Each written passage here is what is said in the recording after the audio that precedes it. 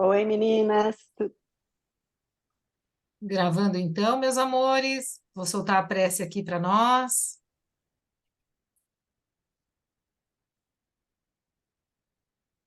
Espera aí que eu tá aqui compartilhando o som.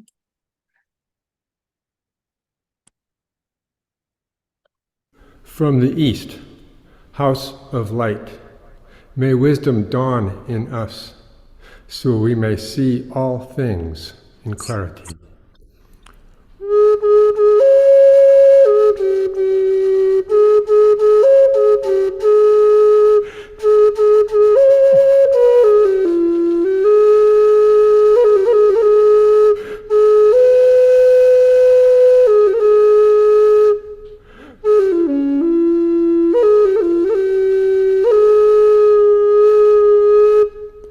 From the north, house of night, may wisdom ripen in us, so we may see all from within.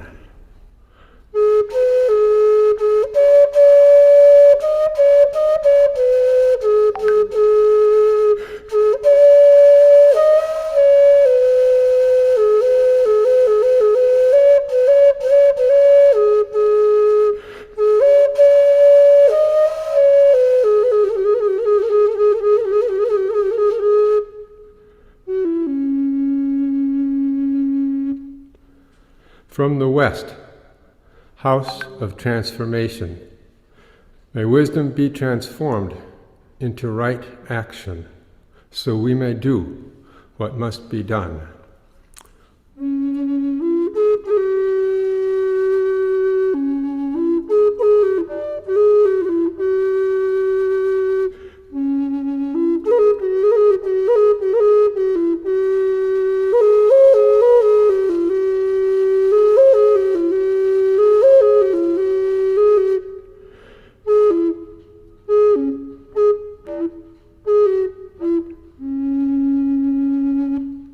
From the south, house of the eternal sun, may right action reap the harvest, so we may enjoy the fruits of planetary being.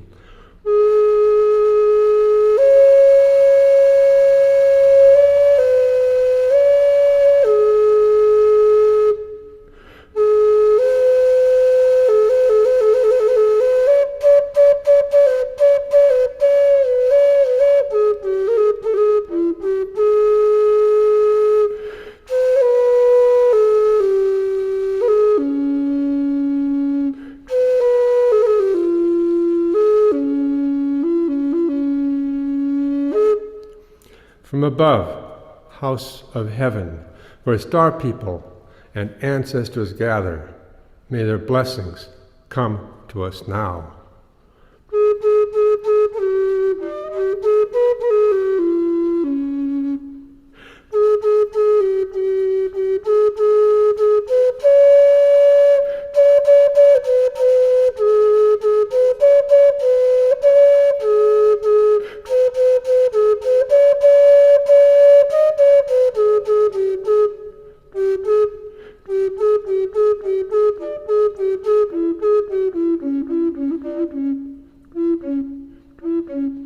From below, house of earth, may the heartbeat of her crystal core bless us with harmonies to end all war.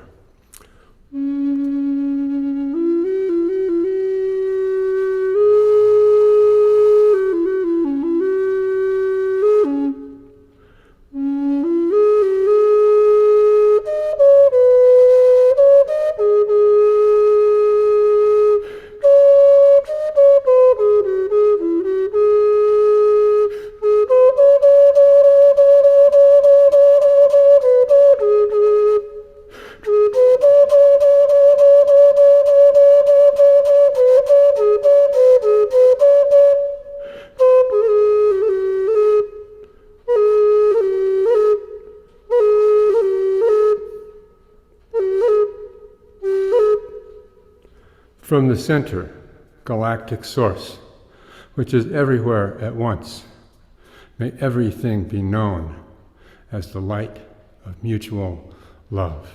Ayum Hunabku, Evam Maya, E Maho. Ayum, Hunab Ku, Evam Maya, E Maho. Ayum, Hunab Ku, Evam Maya, E Maho.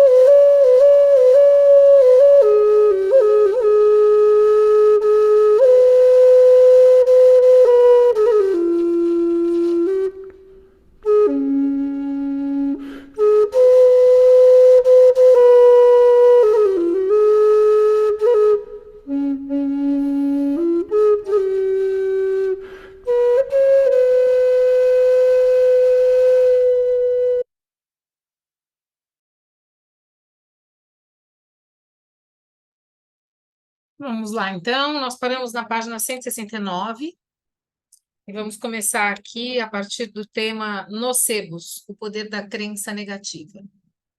Eu vou começar lendo, se alguém quiser ler, levanta a mão, pede a vez, aí eu passo a bola, tá?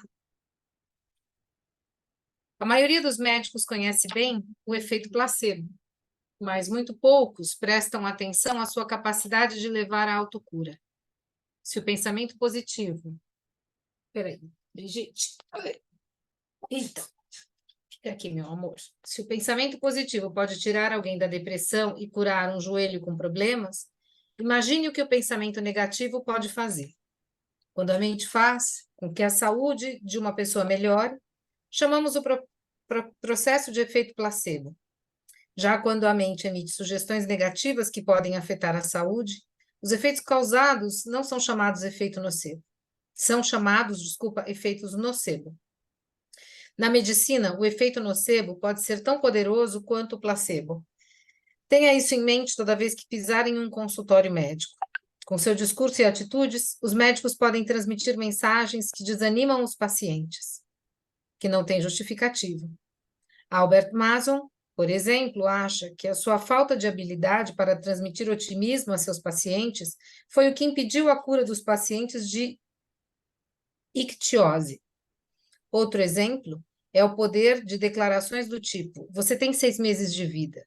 Se o paciente realmente acredita nas palavras do seu médico, é bem provável que não viva mais que isso. Decidi mencionar um programa do Discovery Health Channel de 2003 nesse capítulo porque contém diversos casos interessantes. Um deles é o de um médico de Nashville, Clifton Meador, que estuda há 30 anos o potencial do efeito nocebo. Em 1974, um dos seus pacientes, Sam Lond, um vendedor aposentado, teve câncer de esôfago, uma doença considerada na época 100% fatal. Apesar de todos os tratamentos, os médicos sabiam... Tem algum microfone aberto aí, gente? Ativando aqui os mudos. Apesar de todos os tratamentos, os médicos sabiam que não havia chance de cura e ninguém se surpreendeu com a sua morte algumas semanas depois de anunciado o diagnóstico. A surpresa veio depois da sua morte, quando uma autópsia revelou que havia muito pouco vestígio de câncer em seu corpo, uma quantidade insuficiente para matá-lo, apenas alguns pontos no fígado e no pulmão, nenhum sinal de câncer de esôfago, que todos supunham ter sido a causa da morte. Meador declarou ao Discovery Health Channel: ele morreu com câncer, não de câncer. Mas qual foi a causa final? Lond morreu porque acreditava que iria morrer, mesmo décadas depois. Meador ainda não se esqueceu do caso. Pensei que ele tivesse com câncer e ele também pensou. Todos tinham certeza do diagnóstico. Mas será que eu tirei suas esperanças? Muitos casos de nocebo mostram que nossos médicos, pais e professores podem diminuir ou mesmo eliminar nossas esperanças nos programando para acreditar que não temos capacidade ou forças para reagir. Nossas crenças, positivas e negativas, têm impacto não apenas sobre a nossa saúde, como também sobre outros aspectos da nossa vida. Henry Ford estava certo a respeito da eficácia da linha de produção, como também sobre o poder da mente. Não importa se você acredita ou não que pode fazer algo, você está certo. Pense no ato do cientista que tomou um copo cheio de água com bactérias que a medicina afirmava causar cólera, e nas pessoas que caminham sobre carvão em brasa sem se queimar. Se por um instante sequer elas vacilassem, sofreriam sérias queimaduras. Suas crenças agem como filtros de uma câmera. A sua biologia se adapta a elas. Quando conhecemos o poder das nossas crenças, descobrimos a chave da liberdade. Não podemos modificar nossos códigos de programação genética, mas podemos modificar nossa mente. Em minhas palestras, costumo distribuir às pessoas 2 pequenas tiras de filme plástico, uma verde e outra vermelha. Peço que escolham uma delas, coloquem-na em frente aos olhos e olhem para uma tela em branco. Projeto uma imagem na tela e peço que me digam o que ela lhes transmite, amor ou medo. Aqueles que escolhem o filtro de crença vermelho enxergam a figura convidativa de uma casa de campo sob o título Casa do Amor. A casa é rodeada de flores e na porta há uma placa com a frase Eu vivo com amor. Já o que escolhem o filtro verde enxergam um céu escuro, morcegos, cobras, um fantasma flutuando sobre uma casa escura e sombria, com uma placa na porta. Eu vivo com medo. E muito interessante e ao mesmo tempo divertido ver a plateia ficar confusa, porque metade responde, eu vivo com amor, e a outra metade responde, eu vivo com medo, embora estejam olhando para a mesma imagem. Peço, então, que troquem o filtro e olhem novamente para a tela. Minha teoria é de que você pode escolher aquilo que quer ver. Pode alegrar sua vida com crenças coloridas que ajudam o seu corpo a crescer ou usar filtros escuros que mostram apenas imagens escuras e deixam seu corpo e mente mais suscetíveis a doenças. Você pode escolher viver com medo ou com amor. Há sempre 2 possibilidades. Quem escolhe o amor vive com mais saúde, mas quem escolhe o mundo escuro do medo tem muito mais problemas, pois se isola fisiologicamente, tentando se proteger. Aprender a mudar sua mente para crescer e se desenvolver é o segredo da vida. Por isso, dei a este livro o nome de A Biologia da Crença. Claro, o segredo da vida, na verdade, não é segredo algum. Mestres como Buda e Jesus já diziam isso séculos atrás. Agora, a ciência está caminhando na mesma direção. Não são nossos genes, mas sim nossas crenças que controlam a nossa vida. Há homens de pouca fé. Esse conceito já serve como introdução ao próximo capítulo, em que trato com detalhes os efeitos da escolha de viver com amor ou com medo sobre o corpo e a mente. Mas antes de terminar esse capítulo, quero enfatizar que não há problema algum em viver com uma lente cor-de-rosa nos olhos. Na verdade, usar um filtro assim é necessário para que nossas células se desenvolvam e sobrevivam com mais facilidade. Pensamentos positivos são a base de uma vida feliz e saudável. Como dizia Mahatma Gandhi, suas crenças se tornam seus pensamentos. Seus pensamentos se tornam suas palavras. Suas palavras se tornam suas ações. Suas ações tornam seus hábitos se tornam seus valores se tornam o seu destino. Capítulo 6. Crescimento e proteção. A evolução nos trouxe diversos mecanismos de sobrevivência que podem ser divididos, grosso modo, em 2 categorias: crescimento e proteção. Representam a base do comportamento que garante a vida dos organismos. Você pode não perceber, mas o crescimento é um fator vital para a sua sobrevivência, mesmo que você seja adulto. Todos os dias, bilhões de células em seu corpo se desgastam e precisam ser substituídas. Por exemplo, todo o revestimento celular interno dos seus intestinos é renovado a cada 72 horas. Para manter essa reposição constante de células, o corpo despende uma grande quantidade de energia diariamente. Bem, a essa altura você não irá se surpreender se eu disser que descobri a verdadeira importância dos fatores crescimento e proteção no laboratório onde estudei o corpo humano e seus bilhões de células. Quando estava clonando células endoteliais humanas, observei que elas se afastavam das toxinas que eu introduzia em seu ambiente, assim como as pessoas fogem dos leões e dos assaltantes. Notei também que se moviam e gravitavam em direção aos nutrientes, assim como nós buscamos café da manhã, almoço, jantar e amor. Esses dois movimentos opostos definem as duas reações celulares aos estímulos ambientais. A primeira é ir em direção a um sinal que promove a continuidade da vida, como os nutrientes, e que caracteriza uma resposta de crescimento. E a segunda é mover-se em direção oposta a um sinal ameaçador, como toxinas, que caracterizam uma reação de proteção. Também deve-se observar que alguns estímulos do ambiente são neutros e não geram reações de crescimento ou mesmo de proteção. Minhas pesquisas em Stanford mostram que esses comportamentos de crescimento e proteção também são essenciais para a sobrevivência de organismos multicelulares como os seres humanos. Mas há um detalhe a ser mencionado sobre estes mecanismos opostos de sobrevivência que se desenvolvem há bilhões de anos. Os dois não podem operar simultaneamente, ou seja, as células não podem se mover ao mesmo tempo para frente e para trás.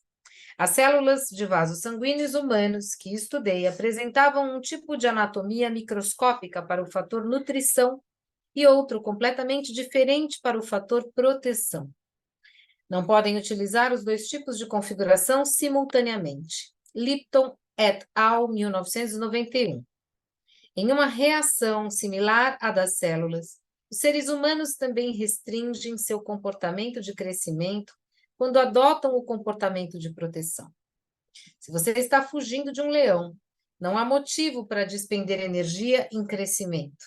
Para sobreviver, escapar do leão, você terá que reunir toda a sua energia para ativar mecanismos de luta ou de fuga. A redistribuição das reservas de energia para a reação de proteção, invariavelmente, resulta na redução do crescimento.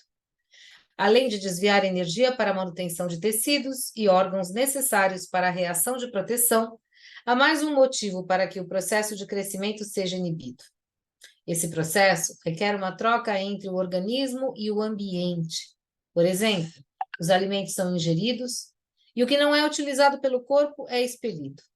Portanto, a reação de proteção fecha o sistema para proteger o organismo de qualquer ameaça externa. Inibir o crescimento também debilita o sistema, pois trata-se não apenas de um processo que consome, mas também que gera energia.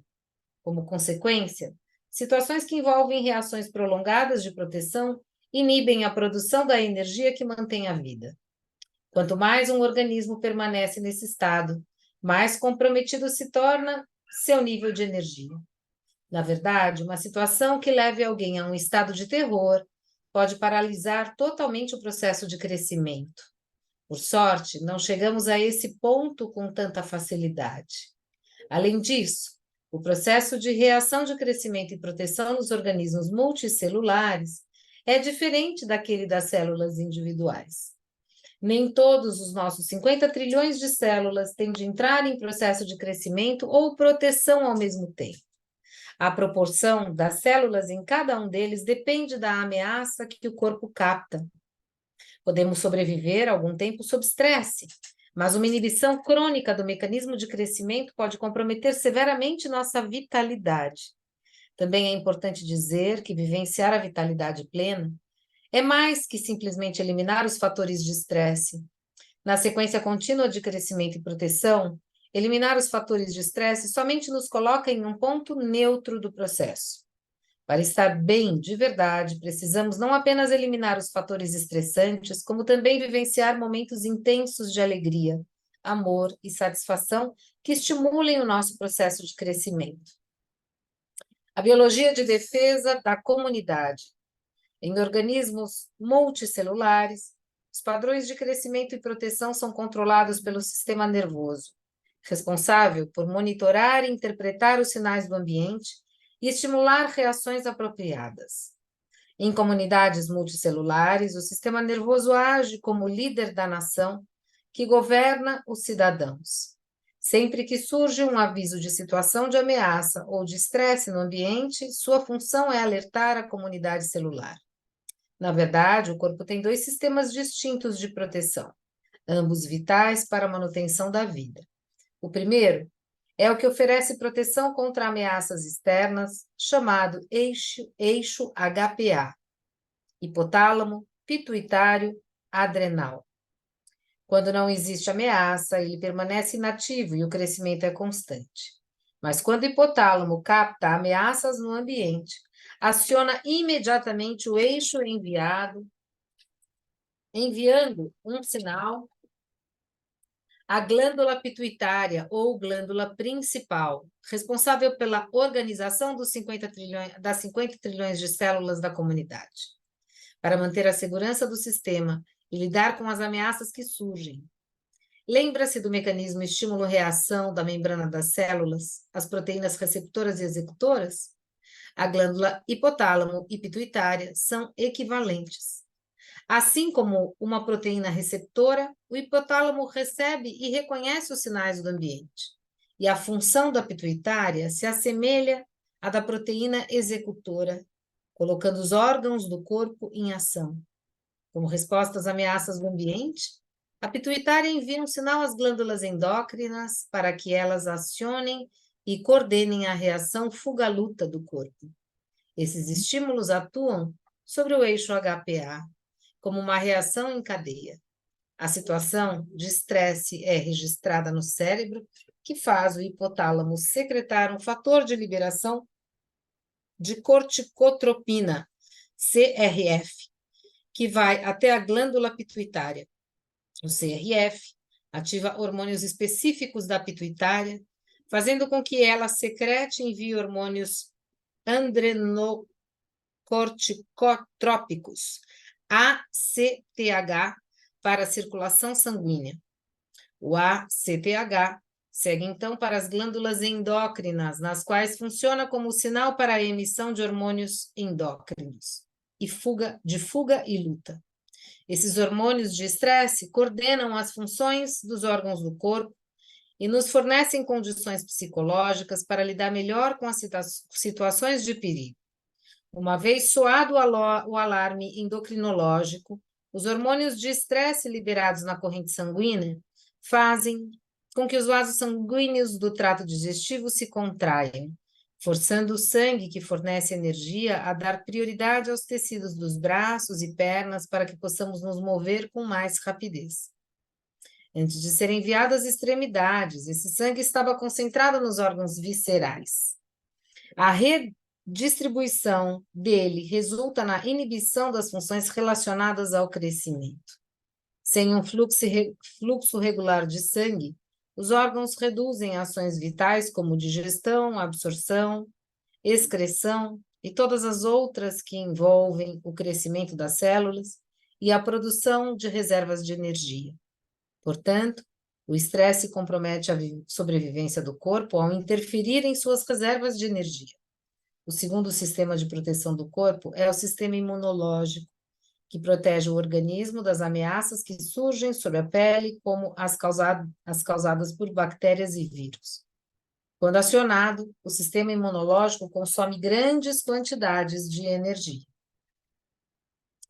Para se ter uma ideia da quantidade de energia gasta nesse processo, lembre-se de como você se sente fraco quando o seu corpo é atacado por infecções como gripes e resfriados.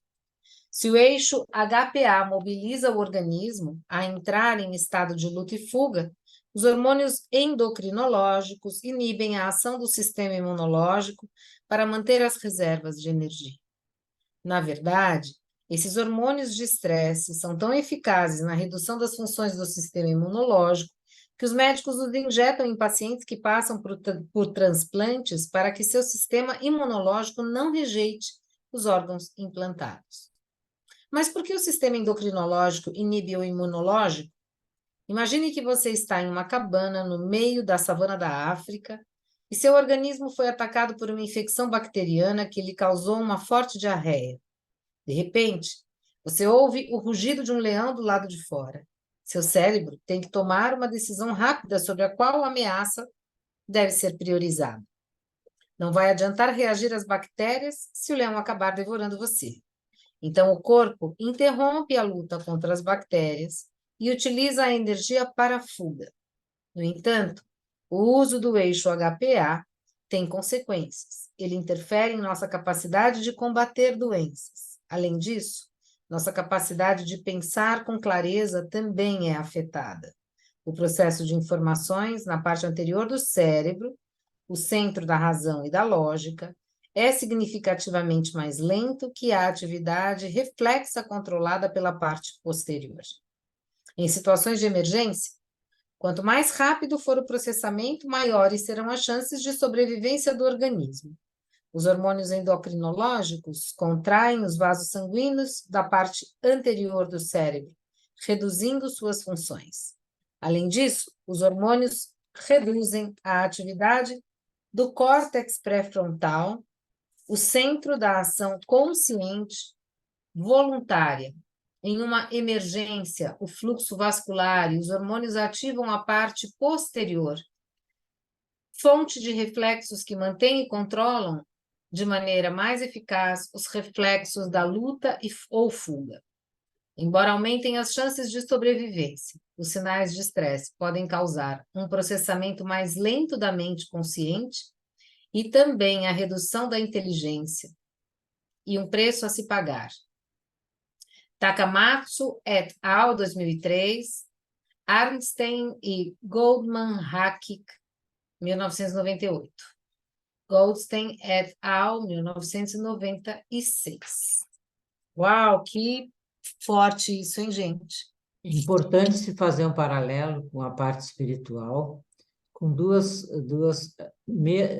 amor e medo.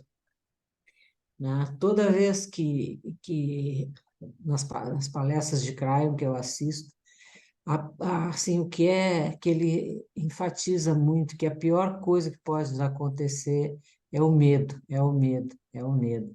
E para ficar sadio, alegria. Então, são duas coisas que ele enfatiza muito. E biologicamente a gente vê o que acontece, a proteção e o crescimento, né? Um é o oposto, se eu vou para um lado, eu não vou para o outro, né? Se o organismo vai se proteger, ele não vai crescer, não vou ter estímulo às células novas, à reposição nova. Então, a gente, quando adoece, teria que, assim, ter muito presente essas duas situações, assim, e fazer uma reflexão, assim, muito profunda. Não é muito fácil, mas eu acho que o entendimento e a clareza desses dados, tanto espiritualmente quanto biologicamente, tem que nos dar um acesso mais fácil à cura, à saúde, a esse tipo de coisa, assim. E como ele fala aqui, pode falar. Eu gostaria de acrescentar que, assim, como esse grupo foi reunido para a gente ler algumas coisas da Lei do Tempo, é assim, o Tzolk'in, quando a gente está no processo vinal, nós estamos colocando luz, os arquétipos de luz são os de 20 dias. E aí, por prática, experiência minha, e o que eu proponho também, né? Eu e a Lívia propomos isso com os nossos alunos, você se acompanhar emocionalmente, acompanhar a tua emoção, para você sair do estresse, se acompanhando nos processos de 20 dias. Desde quando você chega no dia dragão, até chegar aqui embaixo, que é o dia que a gente está somando com a energia do dia, a gente está na própria energia. Essas forças, você vai pondo luz nas suas emoções para você sair do estresse e corrigir a sua mente, né? Porque a lei do tempo são forças espirituais, cósmicas, que regem a vida no planeta.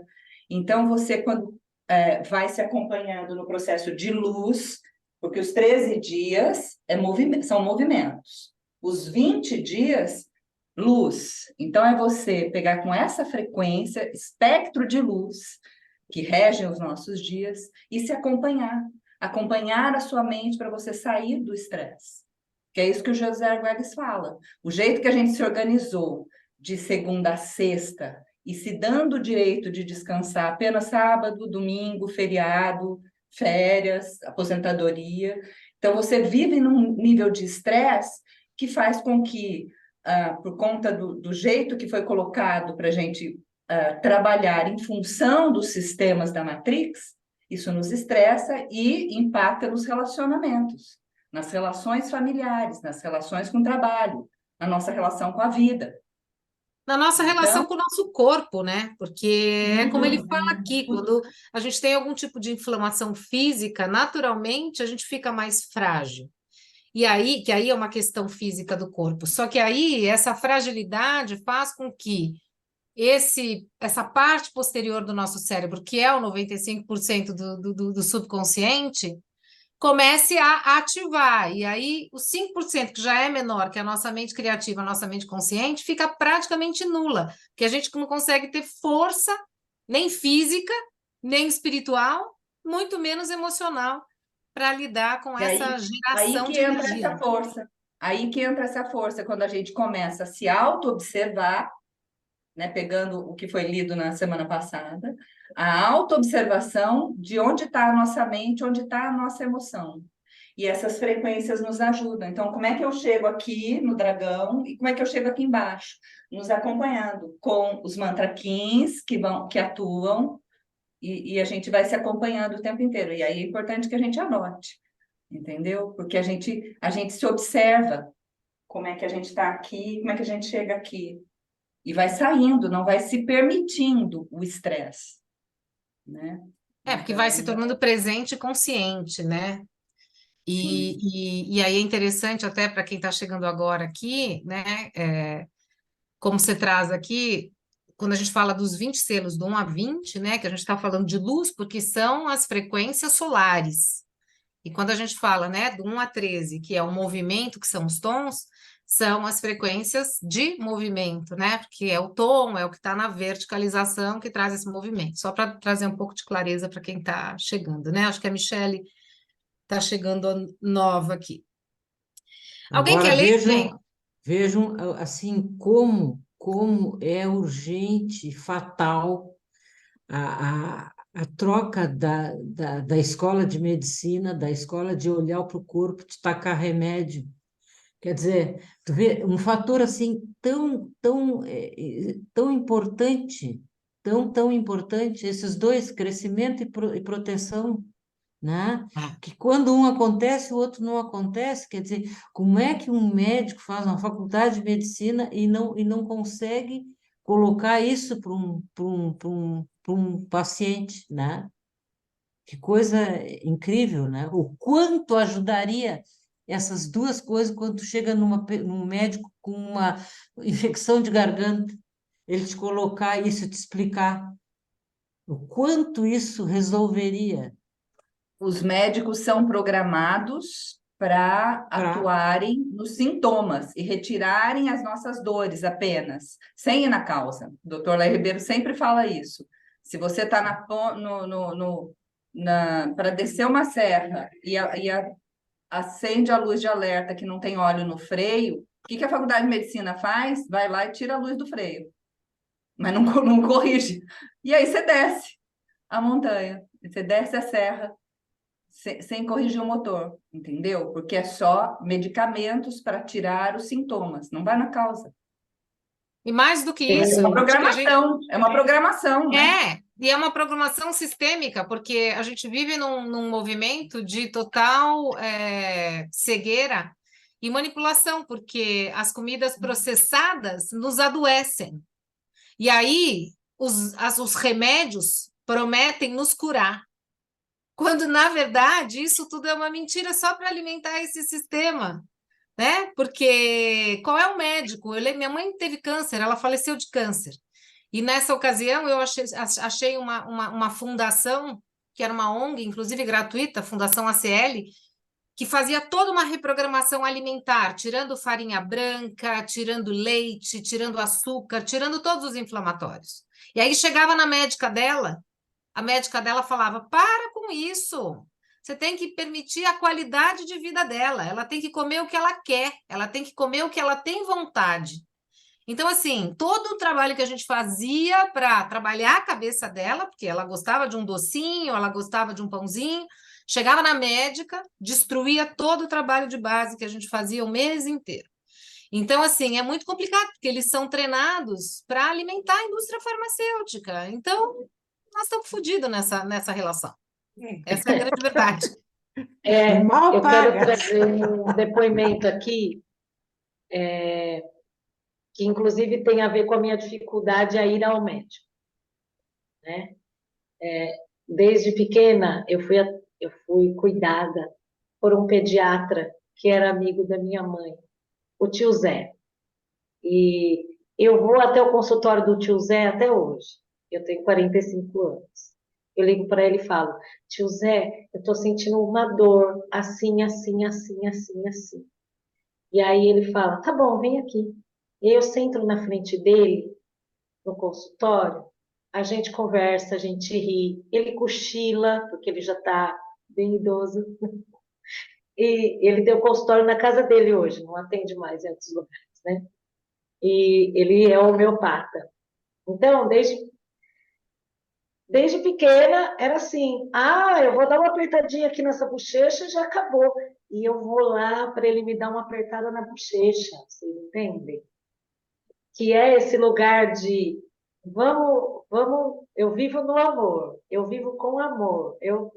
E aí, eu sinto alguma coisa que eu acho que é mais grave, eu já ligo pro tio Zé.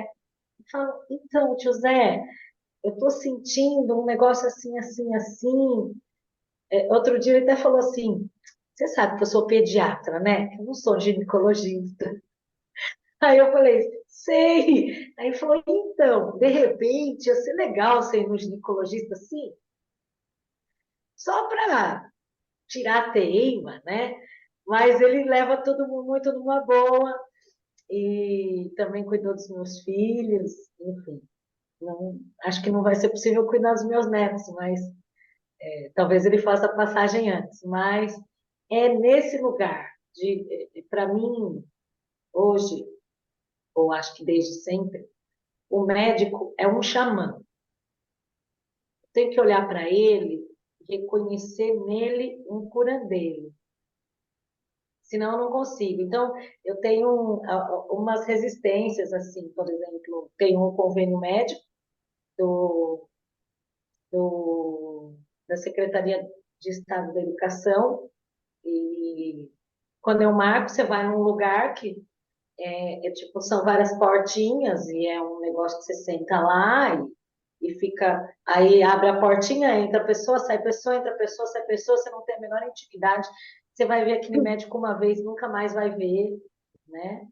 E, e aí eu não consigo, às vezes eu não consigo nem tomar o que... Eu lembro até hoje que um psiquiatra, uma vez eu estava muito nervosa, então nessa situação de estresse total, assim, e ele olhou para mim e falou: ah, fluoxetina. E me deu a receita assim. E eu olhei aquela receita e falei: não vou tomar. E muitas vezes eu já saí de médicos e olhei para a receita e falei: não vou tomar. Aí outra experiência que eu quero compartilhar hoje, minha filha acordou muito mal, desde ontem ela começou a espirrar, espirrar, espirrar, espirrar, a gente achando que era uma crise alérgica e de repente é uma gripe. Dor no corpo, na cabeça, bababá. Eu fiz um chá, coloquei no chá casca de cebola, guaco e poejo. E dei para ela tomar. Ela falou: nossa, mãe, melhorou. Nossa, é super bom o guaco, super bom o poejo, super bom a casca de cebola. Ok, mas melhorou assim, como um passe de mágica, por quê? Porque ela precisava do chazinho da mamãe, de sentar ali do lado dela, ficar falando de coisa boa, de que isso fez com que o organismo dela tivesse uma reação em relação a tudo aquilo. Né? Claro, existem situações e situações, né? Eu não estou querendo comparar uma gripe a um câncer, né? Nem nada disso. Mas é, eu já vi pessoas definharem em menos de um mês, porque foi incutido nelas que elas não iam. E foi, como disse a Jussara, um profissional da saúde, uma pessoa que tem um aval, vamos dizer assim. Essa pessoa tem um aval para dizer que você vai ficar bem, você não vai. As pessoas acreditam nos médicos, né? Acreditam também, que nem a Kate falou, que pode comer o que quiser. Ai, olha, nessa idade que ela está, o que o médico está querendo dizer com isso? Está querendo dizer que, olha, é uma pessoa idosa, vai morrer mesmo, deixa ela comer o que ela quiser. É mais ou menos nesse lugar, descreditando toda a vitalidade que aquele corpo ainda pode ter. E Então, indo vamos se mais aproximar. longe ainda na medicina, talvez, né, nesses médicos mais novos, eu tenho um convênio e fui ao convênio porque eu desenvolvi uma alopécia recentemente aí, de perda de cabelo. Aí fui numa dermatologista. Ela não me pediu nenhum exame.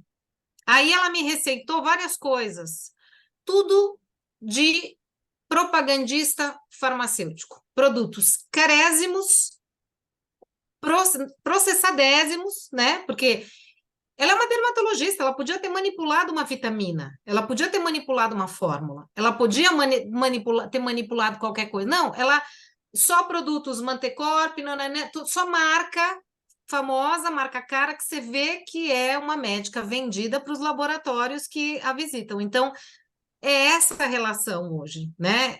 E aí eu passei por outros médicos, achei um nutrólogo, fui para outra linha de tratamento, e não uso o convênio, que é um convênio que custa quase R$ 1.000. Então, assim, é um sistema totalmente falido, é um sistema caro, que a gente paga e torce para não usar.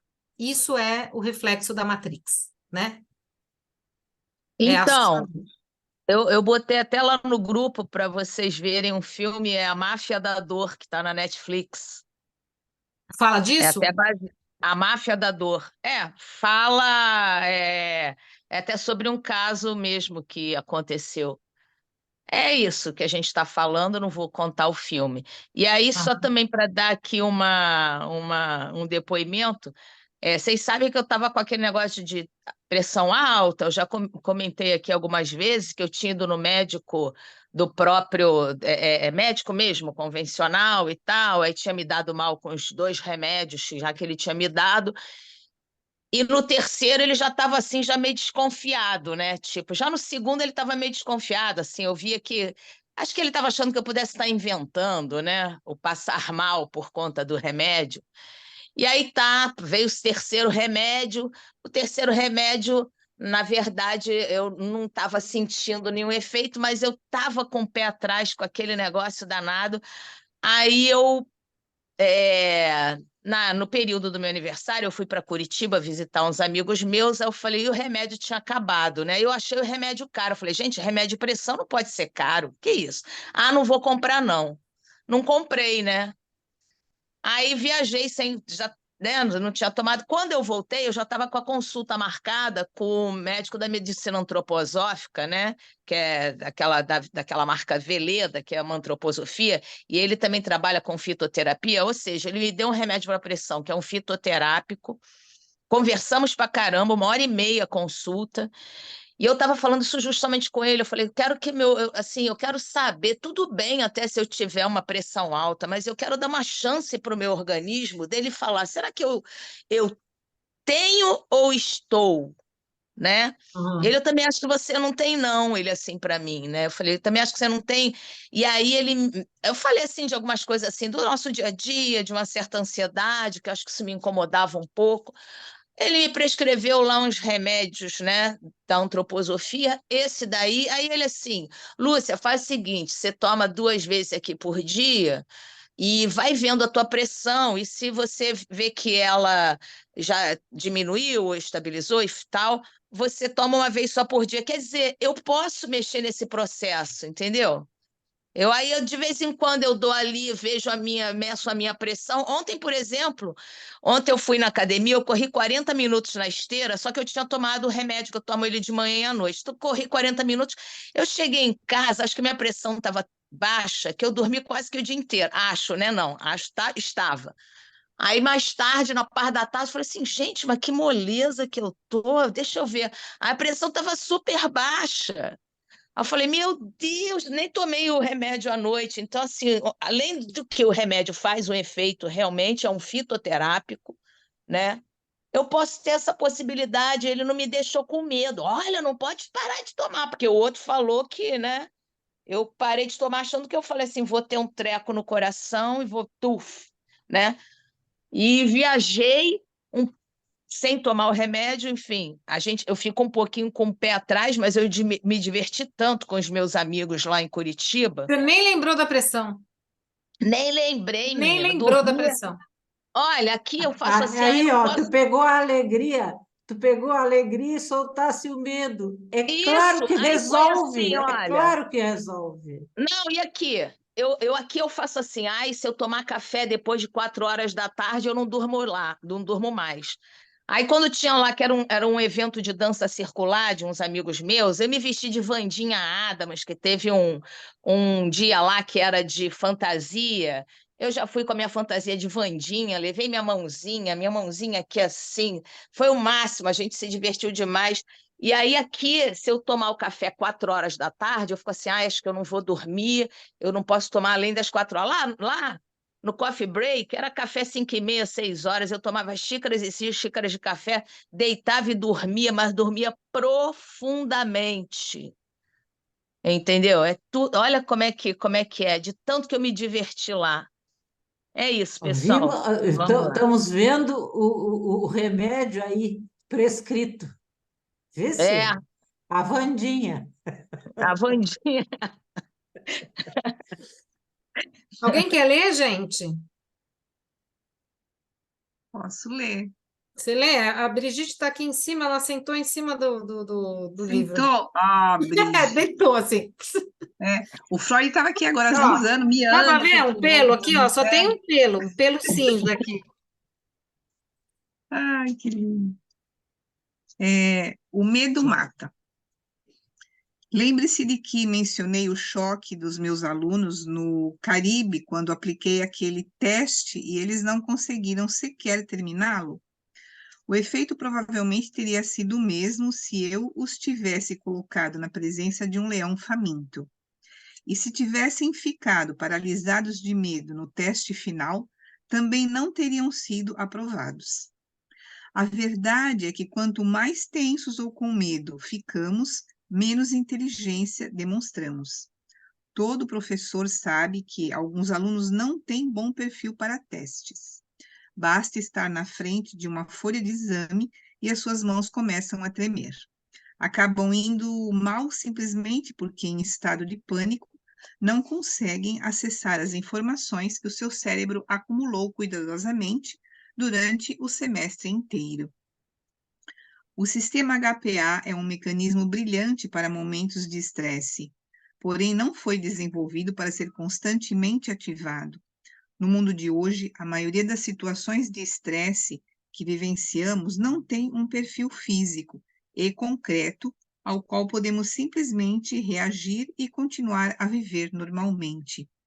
Somos constantemente perturbados por uma série de problemas não resolvidos em nossa rotina, em nosso trabalho e em nossa comunidade global.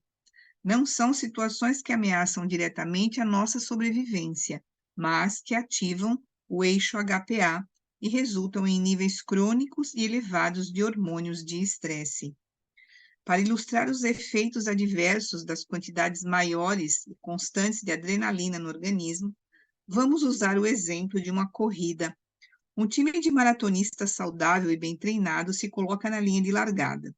Quando ouvem o comando "atenção", todos se agacham e ficam apoiados nas mãos e com os pés nos apoios. Ao segundo comando "preparar", seus organismos liberam hormônios de adrenalina que facilitam a reação de fuga e preparam os músculos para a árdua tarefa que os espera. Enquanto estão em posição de preparo, esperando o comando "já", seus corpos antecipam o esforço. Em uma corrida normal, a tensão dura somente alguns segundos antes da largada.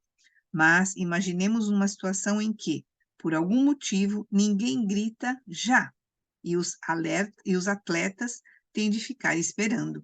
Os seus corpos estão preparados, o seu sangue está cheio de adrenalina e a ansiedade de ouvir o comando começa a desgastá-los.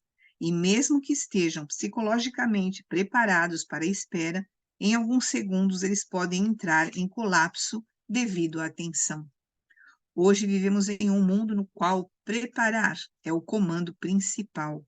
Um número cada vez maior de estudos e pesquisas mostra que o nosso estado constante de tensão e vigília acaba afetando severamente a nossa saúde. As situações estressantes a que estamos expostos em nosso dia a dia ativam constantemente o eixo HPA, preparando nosso corpo para a ação. Mas, como não estamos em uma competição esportiva, o estresse de toda a pressão, medo e preocupação não é liberado. A maioria das doenças humanas está relacionada ao estresse crônico. Sederstrom e Miller, 2004, Kopp e Hartley, 2004, McEwan e Lasky, 2002, McEwan e Seaman, 1999. Em um estudo interessante publicado em 2003 na Science, pesquisadores questionavam por que pacientes que utilizavam medicamentos antidepressivos, SSRI, Selective Serotonin Reuptake Inhibitors, como o Prozac e o Zoloft, não apresentam melhora imediata. É necessário um período de ao menos 2 semanas para que comecem a sentir os efeitos. O estudo revelou que pessoas com depressão apresentam uma surpreendente falta de divisão de células na região do cérebro chamada hipocampo, uma parte do sistema nervoso relacionada à memória. As células do hipocampo se renovaram e se dividiram à medida que os pacientes começaram a sentir as mudanças de humor causadas pelos medicamentos SSRI. Esse e outros estudos colocam em jogo a teoria de que a depressão é meramente o resultado de um desequilíbrio químico que afeta a produção de elementos químicos monoamínicos de sinalização, mais especificamente a serotonina. Se fosse algo tão simples, as drogas SSRI restaurariam o equilíbrio químico imediatamente após a sua ingestão. Cada vez mais pesquisadores associam a inibição do crescimento neural pelos hormônios de estresse à depressão. Em pacientes com depressão crônica, o hipocampo e o córtex pré-frontal, o centro do raciocínio, encontra-se fisicamente retraído. Uma revisão desse estudo publicada na Science informa: uma hipótese hoje considerada mais provável é a de que o estresse, e não a monoamina, seja a causa de sobrecarga no cérebro que leva à depressão. A personagem mais proeminente dessa teoria é o eixo hipotálamo-pituitário-adrenal, HPA, Holden, 2003. O efeito do eixo HPA sobre a... O efeito do eixo HPA sobre a comunidade celular reflete o efeito do estresse sobre a população humana. Imagine a humanidade na época da Guerra Fria. em que a possibilidade de um ataque nuclear dos russos rondava o tempo todo a mente dos norte-americanos. Assim como as células em um organismo multicelular, os membros da sociedade na época da Guerra Fria desempenhavam funções que contribuíram para o crescimento comum e interagiam relativamente bem. As fábricas produziam, as construtoras criavam novos prédios e casas, os supermercados vendiam alimentos e as crianças frequentavam a escola. A comunidade era saudável porque os seus membros trabalhavam para um objetivo comum. Mas, de repente, uma sirene informando um ataque aéreo ecoa pela cidade. Todos param de trabalhar e saem correndo, procurando a segurança de um abrigo antiaéreo. A harmonia da cidade é alterada enquanto os cidadãos, agindo em defesa da própria vida, vão em busca de proteção. Depois de 5 minutos, soa o alerta de que o perigo passou. Todos voltam ao trabalho e continuam sua vida em comunidade. Porém, o que aconteceria se todos corressem para o abrigo e a sirene de que o perigo passou não soasse? Todos permaneceriam nos abrigos indefinidamente. Quanto tempo resistiriam? O senso de comunidade ruiria diante da falta de água e alimentos. Todos morreriam, até mesmo os mais fortes, porque o estresse crônico debilita. A comunidade sobrevive a períodos mais curtos de estresse, como algumas horas em um abrigo antiaéreo, mas períodos muito prolongados inibem o crescimento das células e destrói o organismo. Outro exemplo da influência do estresse sobre a população é a tragédia de 11 de setembro nos Estados Unidos. Até o momento do ataque, o país vivia em estado de crescimento. Mas no instante em que os terroristas agiram e as notícias se espalharam, todos se sentiram ameaçados. O impacto das declarações do governo, afirmando que poderia haver novos ataques, dispararam sinais endócrinos em todos os cidadãos, levando a comunidade de um estado de crescimento a um estado de proteção. Após alguns dias de medo constante, a vitalidade econômica do país foi tão afetada que o presidente teve de intervir. Para estimular novamente o crescimento, ele declarou: os Estados Unidos estão abertos a negociações. Mas levou algum tempo até os ânimos se acalmarem e a economia voltar ao normal. No entanto, até hoje, os resquícios de terrorismo ameaçam a vitalidade do país. Como uma nação, deveríamos observar até que ponto o medo de futuros ataques terroristas ainda prejudica nossa qualidade de vida. De certa maneira, os terroristas conseguiram o que queriam, pois nos colocaram em um estado crônico de proteção. Sugiro a você que analise seus medos e a maneira como o comportamento de proteção afeta sua vida. Quais medos impedem o seu crescimento? De onde eles vêm? São realmente necessários? São reais? Contribuem de alguma maneira para a sua vida? Vamos abordar com mais detalhes esses medos e de onde eles vêm no capítulo seguinte sobre paternidade consciente. Se aprendemos a controlar os nossos medos, podemos recuperar o controle de nossas vidas. O presidente Franklin Roosevelt conhecia a natureza destrutiva do medo e escolheu cuidadosamente suas palavras ao fazer à nação uma declaração sobre a Grande Depressão e a Guerra Mundial. Não temos o que temer, a não ser o próprio medo. Portanto, deixar de ter medo é o primeiro passo para se viver de maneira mais completa e feliz. Essa semana, há 2 semanas atrás, eu vou fazer uma exposição, né? Vou compartilhar com vocês. Eu até pedi semana passada para colocar meu nome e tal, né? Eu andei passando muito mal. E não tinha do que aquilo, o que é aquilo, né? Eu não sabia o que era, não sabia o que era. Aí comecei com a minha nutricionista, que é uma nutricionista funcional, ela me deu vários exames para fazer. Eu estava com o meu coração extremamente acelerado, com palpitações constantes, e de vez em quando ele descompassava, ele dava uns batuques assim, né, no peito. Parecia que eu levava uns socos assim, de dentro para fora. E eu respirava e tentava relaxar e não atinava do que era aquilo, o que era aquilo. Eu sei que o planeta está passando por uma série de transformações, o nosso corpo está sendo o tempo inteiro bombardeado com várias energias diferentes, né? A gente vivencia isso no cotidiano o tempo inteiro. Nós estamos sendo preparados para a mudança planetária, né? E os nossos corpos estão sendo ajustados para isso. Mas como eu sou uma pessoa que olha muito para o bem-estar, então eu sempre busquei muita informação, então estudar, conhecer, estudar, saber conhecer, estudar, saber conhecer, o que eu posso usar de ferramenta, né? Então, aí me saiu o meu exame. Eu estava com um grau elevadíssimo de noradrenalina no sangue. A noradrenalina é o precursor da adrenalina, né? Eu estava com o dobro do máximo. O máximo da noradrenalina é 400, eu estava com 800 de adrenalina. E o que gera isso? Noradrenalina. Emocional? É o estresse, foi definido como estresse. Tá. Aí eu fui para uma psicanalista, né? Uma terapeuta que trabalha com a mente, porque o estresse, ele é mental. Ele vem do medo, que é exatamente o que eu acabei de ler agora aqui, né? Me elucidou muito, por isso que eu quis fazer esse depoimento.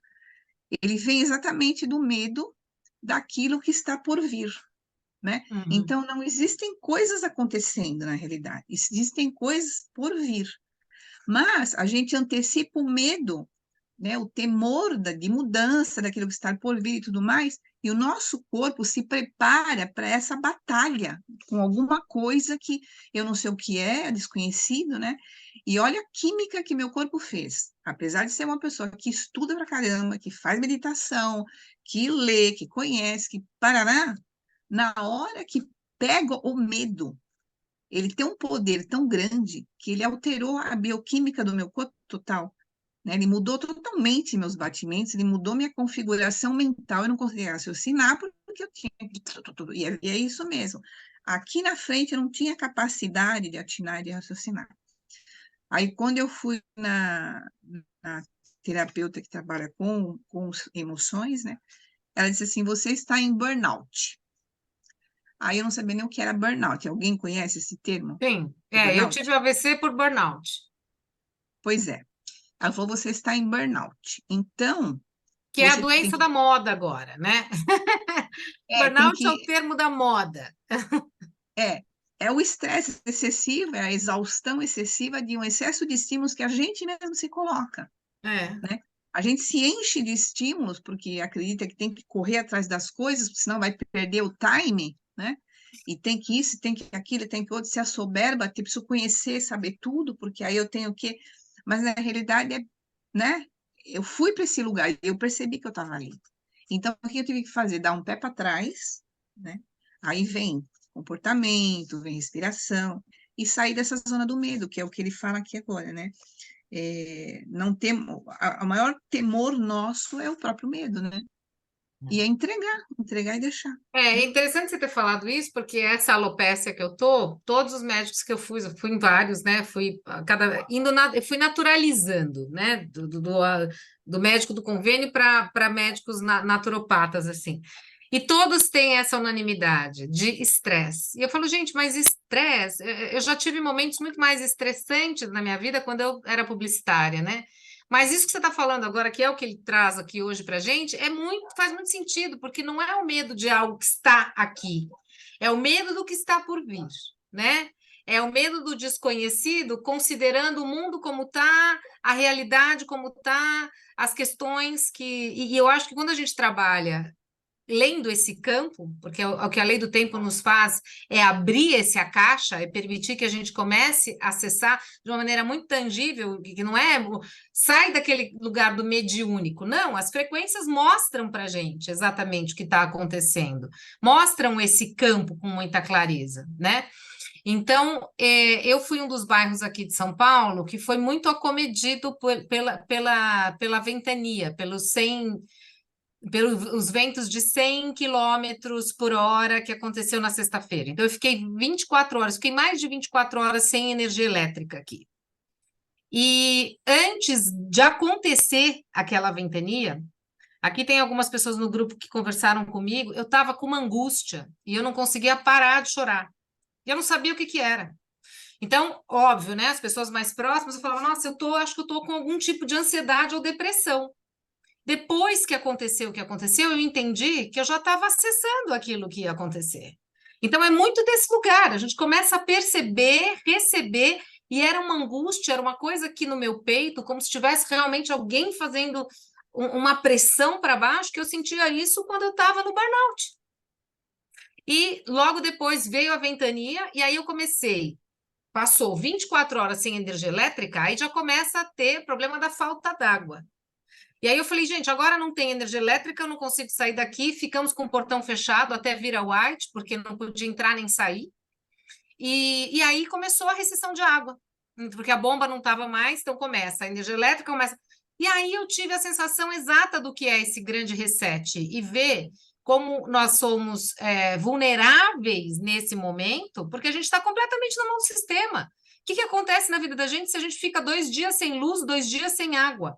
Começa a criar uma guerra e a gente não tem como sobreviver a isso. E aí o que acontece? Todo esse movimento químico no corpo que vai além. E olha que a gente tem as ferramentas, a gente trabalha com as ferramentas, eu imagino as pessoas que não têm essa capacidade que a gente tem de lidar com as ferramentas e a consciência que a gente Talvez tem. seja melhor. Pois é, Ignorante. eu Será, também gente? eu estava pensando isso, que as ferramentas elas ficam inócuas nessa hora, porque se tu foi pro lado do medo, tu te enterrou na Esquece piscina de tudo. cocô, não tem mais saída, é a própria merda, vamos dizer o nome, porque o nome é merda mesmo, não é outra É, coisa. Cocô é muito bonito, tá? Então, se a gente vai para esse lado, a gente vê por a gente. Uma das coisas assim, eu nunca gostei de assim, vamos lá, vamos tirar as cartas, vamos fazer não sei o quê, eu não quero saber de futuro. Quando chega, eu resolvo. O que chega para mim, eu resolvo naquela hora. Agora, se vai acontecer, eu procuro não saber. Isso foi uma coisa que eu sempre me pautei por isso. Justamente por isso, porque eu já fui educada a ter medo de tudo. Então, se eu vou ainda procurar mais coisas para mim ter medo, meu Deus do céu, minha Nossa Senhora, não me mexo mais. não dá. Mas quando eu Eu percebi, sempre, eu sempre tive muita conexão com o inconsciente coletivo. E é isso aí que aconteceu contigo, cara. na verdade, quando eu Então, percebi que eu estava assolado, porque o que me pegou foi a história do reset, que eu falei, realmente a gente está suscetível a isso, porque agora sem energia, agora sem água, o próximo passo é sem comida. Aí eu falei, não, peraí, eu vou sair daqui. Aí eu desci a pé, fui para casa de uma amiga que mora no Brooklyn, que é muito perto, mas inacreditavelmente um bairro que é do lado não teve o problema da falta de energia. Eu acho que a Flá Campaner também mora no Brooklyn, não teve a falta de energia, e a gente está num bairro vizinho. E aí fui para lá e ela tirou minha pressão estava quase 16. Olha como a química do corpo eleva uma situação que vai além do nosso controle. Isso tendo as ferramentas, tá? Porque eu comecei a fazer as ferramentas, comecei a rodar as ferramentas, e aí ela me deu umas tinturas que ela tá fazendo, porque ela é uma bruxona. A gente sentou e orou mesmo, de fazer oração cristã. E aí eu fui me acalmando, me acalmando, me acalmando, e voltei mais tranquila, e aí voltou na madrugada a luz, no dia seguinte é como se realmente nada tivesse acontecido, mas eu quase entrei em pânico. E Eu aqui, quero só trazer aqui uma. Enquanto vocês estavam falando, eu estava lembrando do José Saramago. Ele tem Medo da vários cegueira, livros. É o ensaio sobre a cegueira, né? eu Tem amo, Ensaio viu, sobre a Lili? Cegueira é o Teve mais o filme, conhecido, mas ensaio tem sobre a cegueira. tem um livro que se chama As Intermitências da Morte. E neste livro ocorre um reset ao contrário. A morte decide tirar férias. E então ninguém mais morre. E aí é muito interessante como o Saramago faz, porque em todos os cenários ele vai tentando visualizar o que então gera uma crise funerária, uma crise das seguradoras, ninguém mais quer pagar seguro e as pessoas, enfim, percebem que não vão mais morrer e aí começam a fazer. A gente se questiona, né? Eu vi um vídeo no Instagram do pessoal comemorando, porque teve bairros que ficaram 53 horas sem energia, né? E a gente está num lugar em que a gente depende muito de tudo. E se a energia não voltasse? E se passasse uma semana sem energia? E aí não Porque ia ter assim, conta, o freezer começa a descongelar, as comidas começam a apodrecer, você não tem nada que você possa fazer. Realmente é a situação de Aqui no você sul lidar. aconteceu em vários locais. O pessoal ficou mais de 10 dias sem luz, comércio. Eu tenho umas amigas que elas têm uma lojinha de doces em São Paulo. Elas perderam tudo. É o que é a vida delas, entendeu? Elas tinham estocado os doces nas geladeiras, os produtos para Gente, fazer os e doces, tem que perdeu considerar tudo. que essa energia está aí. A gente faz parte do mundo. Essa energia nos atinge. É uma energia de medo muito grande, quer dizer, não é dentro da normalidade que a gente viveu até hoje. É muito mais intenso, Mas porque é tem justamente esse medo é o que faz te botar o pé por cima e te controlar e sim, e esse medo vem, vocês imaginem que facilidade se a gente pudesse ter sido educada assim, com a gente nasce, cresce, morre normalmente para nascer no outro corpo, para vir com essa noção que se perdesse tanto esse medo da morte que as pessoas têm, a diferença que daria de morte, de doença, sim, a diferença que daria. Mas aí como nos controlariam? Com que nos controlariam? De jeito nenhum, não nos controlariam se a gente tivesse essa sabedoria assim interna, verdadeira, de que a gente vai e vem, vai, vem, vai, e vem quando quer, quando não quer, não vem, assim, mais mas ou não. menos. Não, eu acredito, sim. Eu acredito que a gente Mas nem todo mundo é isso, né? Pois Tanto é, é que e tudo que está fora está dentro da gente, sim, né? sim, Lá sim.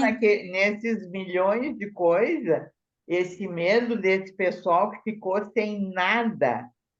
E agora, no final de semana, de novo no Rio Grande do Sul, outra cidade. Desde setembro a gente vem assim. E isto está no mundo.